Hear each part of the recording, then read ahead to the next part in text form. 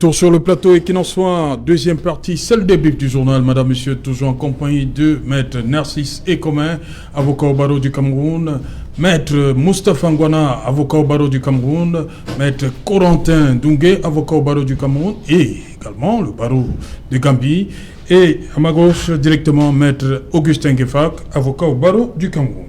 Maître Augustin Gueffak, ces chiffres, déjà 3000, Cédric disait que ça c'était le décompte de vendredi, hein. Donc lundi, ils sont déjà 3000. Ces gens-là, je vais faire un peu ça traduit quoi pour vous, cette ruée-là? Je vais faire un peu comme notre confrère Martin Longo. 3000, c'est normal. Il y aura 3000 Camerounais qui vont trouver du travail. C'est sûr. Ce sera un problème de chance. Revenons donc à cette chance. Revenons au thème de la soirée. Parce que c'est celui-là qui est grave. C'est celui-là qui est sérieux. Et celui le plus dangereux. Parce que vous voyez la correspondance qui se balade venant de la permettez d'abord. On parle. Il était contaminé par Longo. Oui, on va vous donner la parole tout à l'heure. C'est que vous n'avez pas assez parlé lors de la première partie. Bon, maître Narcisse Ekomen sur ces 2000 déjà qui frappent à la porte pour 3000 places pour l'ensemble du territoire. Oui, ça traduit quoi pour vous? À la vérité, cette course effrénée des jeunes vers la fonction publique, s'agissant notamment des instituteurs, traduit tout simplement la précarité dans laquelle la jeunesse est installée aujourd'hui dans ce pays. Il n'y a pas de travail, il n'y a pas une véritable politique gouvernementale susceptible de générer des emplois. Le tissu industriel est presque mort. Le seul moyen aujourd'hui pour survivre, c'est courir vers un matricule de fonctionnaires.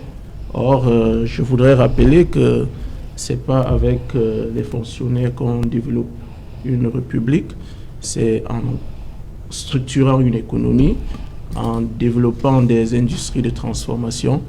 Or, aujourd'hui, on en est loin parce que, vous savez, il y a une clique de personnes qui s'en mettent plein les poches au détriment de notre jeunesse. Et c'est pour ça qu'on peut vivre des situations comme celle-là, sur 3000 places seulement pour le littoral, encore que le dépôt des dossiers n'a pas encore connu sa date limite. On aura peut-être 10 000... seulement pour le littoral. 10 000 impétrants et seulement pour le littoral. Je pense que les personnes qui sont en charge de la gestion de la jeunesse devraient se poser des questions, essayer d'apporter des réponses. C'est ce qu'on attend d'elles, et non des petits arrangements entre copains, comme cela semble devenir la règle. Ok. Maître Moustapha Ngwana, sur cette situation. C'est une situation qui est déplorable et qui en réalité ne s'explique pas. Si nous sommes un pays sous-développé, c'est également en lien avec la déficience sur le plan éducationnel. Il y a de nombreuses régions, et particulièrement rurales, du septentrion, de l'Est Cameroun, qui ont cruellement besoin d'enseignants. Donc en réalité, l'un des secteurs dans lequel l'État devrait investir en masse, c'est le secteur de l'éducation. Parce que ce n'est qu'à travers l'éducation qu'on peut former le citoyen, qu'on peut permettre à la société de véritablement avoir les individus qui peuvent impulser son développement. Parce que malheureusement, on se rend compte de ce que ce n'est pas le cas. Or, vous voyez, il y a des images, on ne peut plus tièdes, qui sont présentées très souvent dans des régions septentrionales et de beaucoup d'autres régions du Cameroun où les enfants veulent aller à l'école, mais n'ont pas d'infrastructure et n'ont pas d'enseignants, ou parfois on a un seul enseignant pour toute une école. C'est le cas dans plusieurs localités dans le Grand Nord. Donc je pense que l'État, sur ce point-là, devrait trouver des modalités permettant un plus grand recrutement d'enseignants, parce que ce n'est que par l'éducation que des fléaux comme Boko Haram pourront être véritablement éradiqués. Parce que lorsqu'on a un citoyen qui est bien formé, qui est bien éduqué, il est à même d'avoir conscience des devoirs qui sont les siens et de pouvoir être véritablement engagé pour la République. Et malheureusement, ce n'est pas le cas actuellement. Et vous voyez qu'il y a des personnes qui ont été formées et qui ne demandent qu'à transmettre ce savoir qu'ils ont acquis pour les plus jeunes qui en ont besoin, pour que nous puissions ensemble atteindre cette affaire qu'on appelle l'émergence en 2035, qui est malheureusement une arlésienne, parce qu'on en parle, mais tous les ingrédients nous demandent que d'ici à 2035, on n'aura pas vu le bout du tunnel. D'accord. Maître Ndongé, pour vous, des jeunes qui se bousculent au niveau de la région du littoral seulement, plus de 2000. Oui, effectivement, Serge, Alain. Mon inquiétude se situe surtout au niveau où c'est un fonds de commerce qu'on va donner à un certain nombre de Camerounais qui ne se soucient pas vraiment du devenir de ce pays. Parce que quand les dossiers de candidature seront déposés, les choses vont se jouer dans des coulisses. Et les plus méritants ne seront pas d'ailleurs retenus. Nous savons tous comment ça se passe dans ce pays. Et maintenant, on se pose la question de savoir si on prend des médiocres pour former des Camerounais. Quel genre de Camerounais nous voulons former demain? Ce taux pléthorique se justifie par la précarité dans laquelle nous vivons au Cameroun, et presque tous les secteurs de ce pays vivent la même situation, qu'il s'agisse de l'enseignement, de la médecine, presque tous les secteurs. Donc j'espère que les pouvoirs publics, l'État est en train de voir tout ce qui se passe et qui vont prendre des dispositions pour que dans les jours à venir, que le recrutement se fasse de plus en plus pour donner la chance aux jeunes Camerounais qui n'ont besoin que de l'éducation. Voilà, on y revient donc. Maître Ngefak, est-ce que le cas Basila Tanganakuna peut faire tache d'huile? On sait qu'il y a beaucoup de prisonniers par rapport à cette opération épervier qui, on suppose, veulent aussi restituer le corps du délit. Est-ce que après le cas Tanganakuna, on pourrait assister à d'autres des cas comme celui d'Atanganakuna? Serge Alain, j'étais disant que la situation d'Atanganakuna ne me pose aucun problème. C'est la pression qui s'exerce sur le ministre d'État, le ministre de la Justice, garde des Sceaux. C'est elle qui a proscrit. C'est elle qu'il faut décrier. C'est elle l'événement. Je crois qu'il n'y aura pas. Figurez-vous, Serge Alain, la loi fondamentale du Cameroun s'appelle la Constitution. Oui. Et dans la Constitution, il y a un chapitre dont le titre s'appelle « Des atteintes à la Constitution ». Dans une section, il y a une section intitulée « De l'exécutif sur le judiciaire ».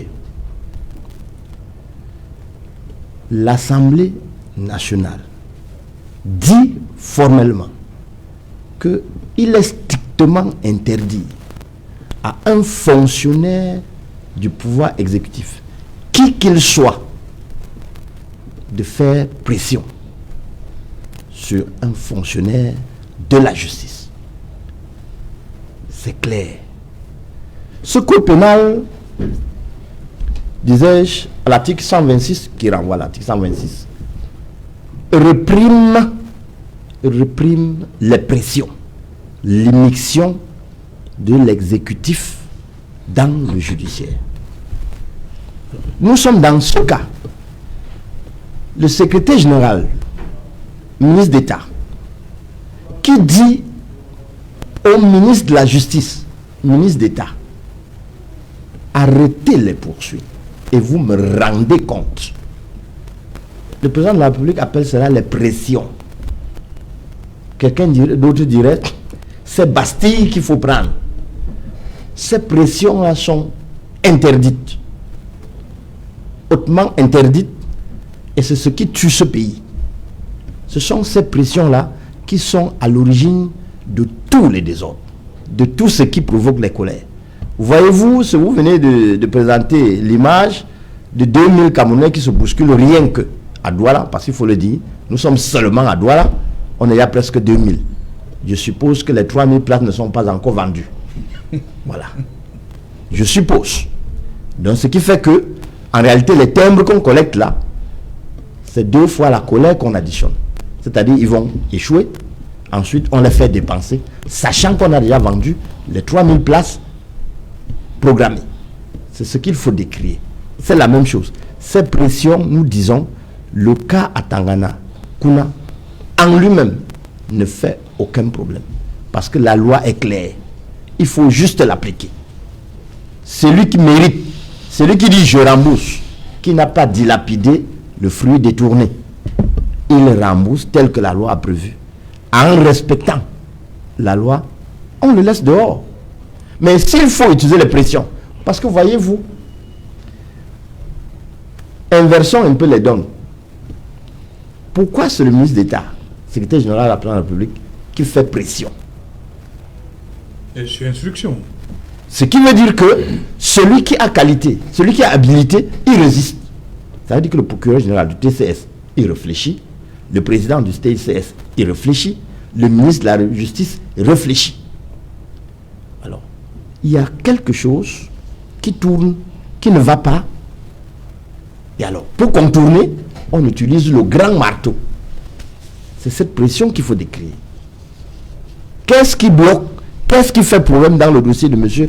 Atangana Kuna que le procureur général du TCS ne peut pas régler d'un tour de bras, que le président de ce tribunal ne peut pas régler d'un tour de bras, que le ministre de la Justice ne peut pas régler? Pourquoi il faut importer cette tricherie? Moi j'appelle ça la tricherie gouvernementale. Pourquoi il faut importer cette tricherie pour faire de cet honnête citoyen qui sera libéré demain le 9 un monsieur, un cas typique? Non. Pourquoi vouloir à tout prix le salir? Parce qu'en réalité... Un honnête citoyen. Mais... Ok. Quand il a remboursé, il devient un honnête citoyen. Je ne savais pas. C'est un repentir passif, maître Nguefa.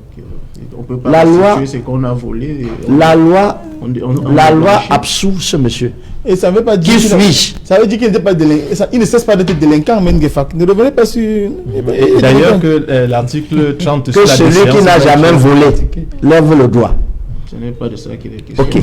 L'article 30 doit être appliqué. Pour l'heure, nous disons, je dis, l'empiètement du législatif, de l'exécutif sur le judiciaire m'énerve.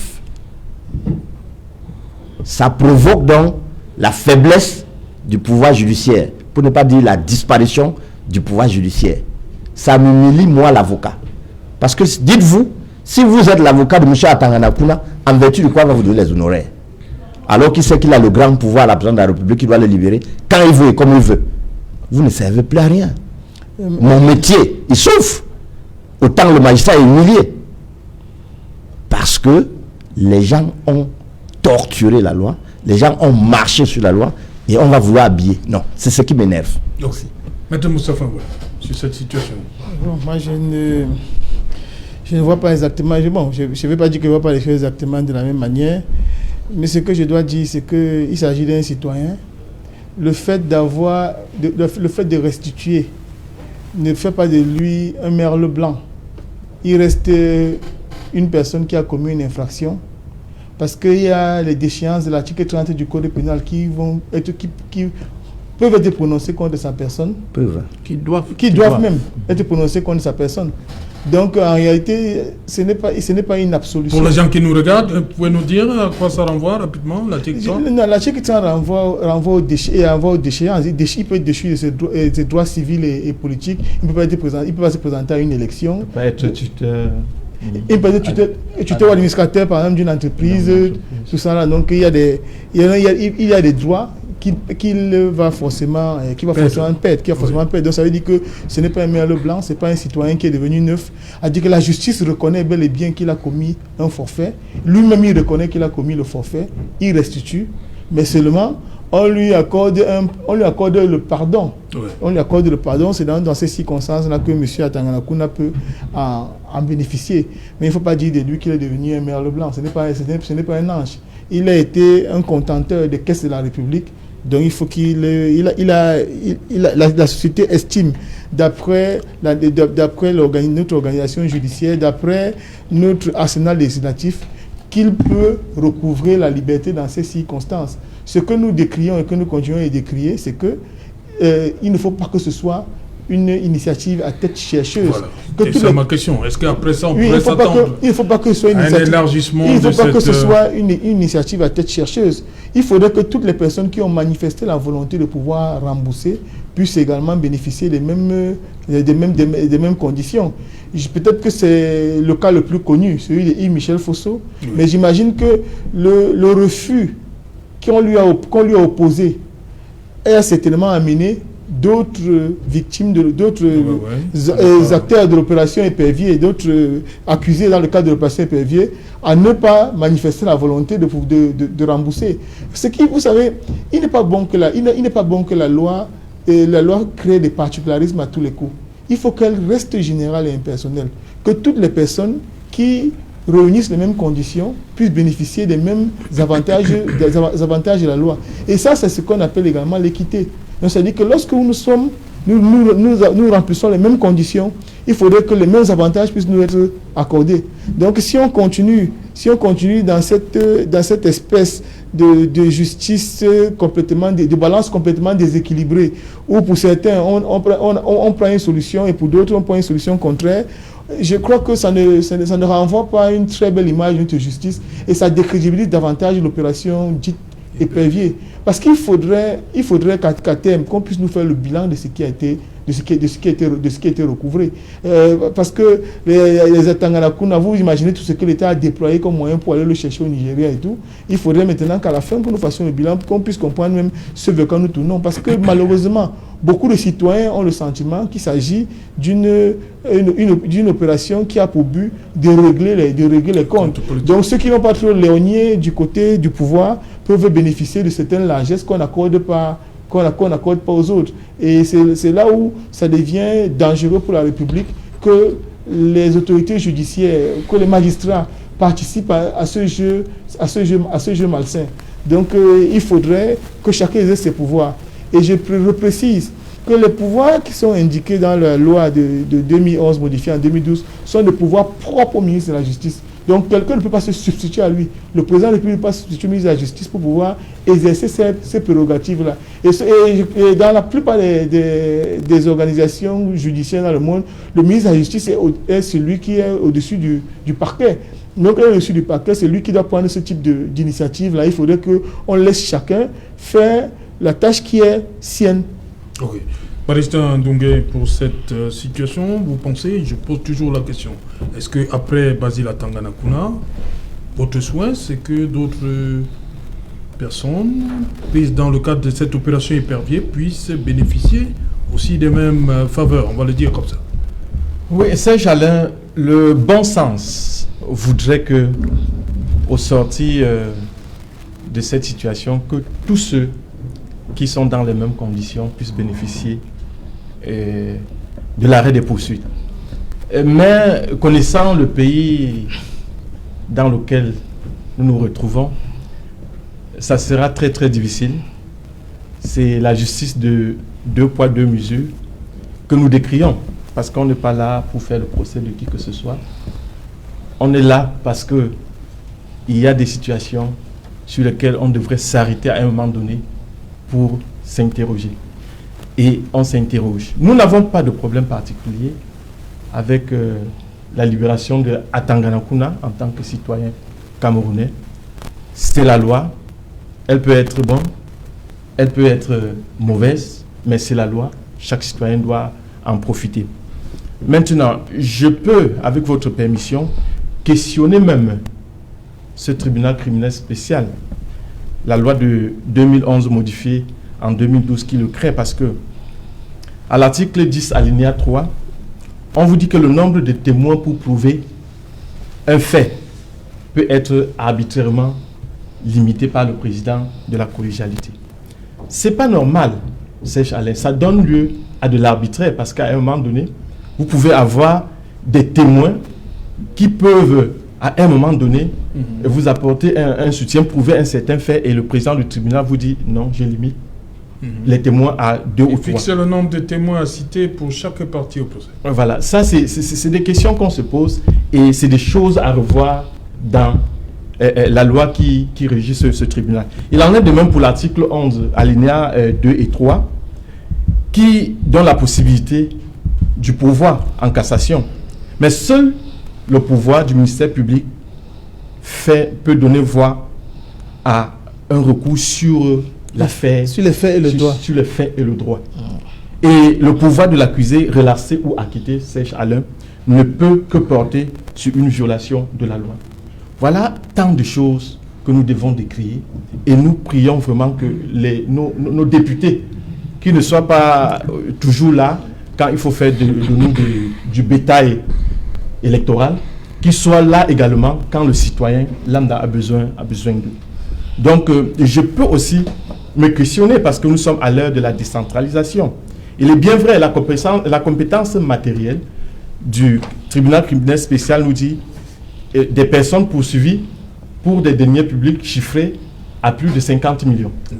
Maintenant, nous sommes à l'heure de la décentralisation. Le maire de Fotokol, qui va se trouver par exemple mêlé à une affaire au-delà de 50 millions, on va le déporter à Yaoundé. Pourquoi ne pas donner la possibilité, en rapprochant la justice du justiciable, que si une personne est poursuivie pour un détournement de deniers publics au-delà de 50 millions, qu'il soit jugé dans sa localité, que de le déporter à Yaoundé, il va payer des honoraires aux avocats, il a trop de charges. Donc c'est autant de choses qu'il faut revoir dans ce texte de loi.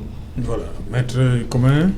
Oui, Serge Alain, je suis heureux du regard prospectif de mon confrère. Mais je pense que depuis 2012, date de la dernière révision de la loi de 2011, il y a eu beaucoup de critiques. Je pense qu'il est temps d'abandonner un peu le procès qu'on a fait au TCS et d'avancer. Et pour le faire, il est bon qu'on insiste sur la question qu'on débat aujourd'hui, cette immixtion permanente du pouvoir exécutif sur le domaine réservé aux judiciaires. Je voudrais préciser, pour rejoindre Maître Ngwana, que pratiquement dans toutes les républiques, le parquet est chapeauté par un ministre de la Justice. Je voudrais aussi relever qu'il ne faut pas occulter que la transaction pénale est une procédure dont nous devons de plus en plus nous approprier. Parce que nous ne gagnons rien à embastiller des citoyens avec les prisons qui sont pleines. Et Dieu seul sait que celle de Douala aujourd'hui est surpeuplée. Nous ne gagnons rien. On a parlé de peines alternatives. Oui. Il y a des mécanismes comme ceux-là qui permettent au parquet, il faut bien le préciser, pour ceux de nos téléspectateurs qui nous suivent, le parquet, c'est le procureur de la République. Vous avez un procureur général qui a à sa tête un ministre de la Justice à qui il rend compte, peut négocier dans la phase des poursuites des conditions de libération de certaines personnes qui sont accusées ou prévenues selon la juridiction, le type de juridiction selon lequel on se trouve. C'est prévu par la loi, c'est des choses qu'il faut encourager. Mais simplement, il faut respecter les formes. Aujourd'hui, on se rend compte que les formes ne sont pas respectées. Mais la correspondance qui va de la présidence de la République ou du secrétariat général et qui est adressée au ministre de la Justice elle va plus loin même que la demande d'arrêt des poursuites. Elle organise presque cet arrêt de poursuite parce que je l'ai parcouru tout à l'heure. Injonction est donnée, parce qu'en réalité c'est une injonction, parce que c'est le langage administratif, il est simplement châtié, mais c'est une injonction.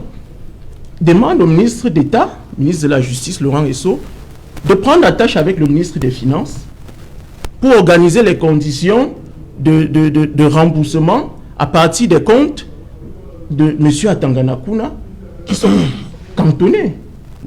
Et pour que les gens nous comprennent qu'ils sont en réalité scellés. Et j'ai entendu dire qu'une partie des sommes qui devaient être remboursées sont logées dans un coffre-fort. Oui. Alors, comment le secrétaire général de la présidence de la République a pu avoir ces informations?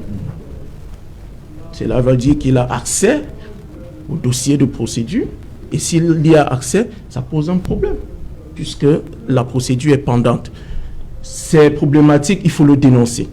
Je voudrais rebondir sur un autre point qui concernait, si mes souvenirs sont exacts.